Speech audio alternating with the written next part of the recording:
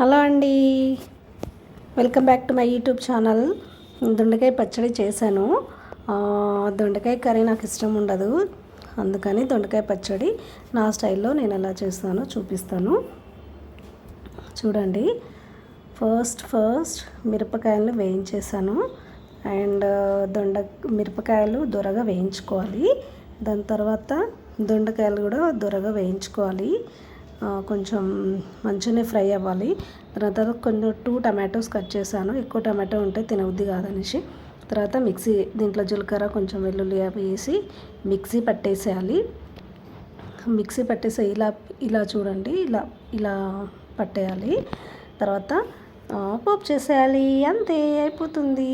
దాంట్లో నా దగ్గర కొత్తిమీర అవి లేవండి ఇంట్లో, సో ఉన్న దాంట్లోనే చేసేసుకోవచ్చు. కొంచెం జీలకర్ర, కరివేపాకు, పసుపు వేసేసి నేను పోపు చేసేసాను. కొత్తిమీర అట్లా ఇంట్లో లేవండి, ఉన్న వాటితో ఈజీగా చేసేయచ్చు. చాలా టేస్టీగా ఉండింది.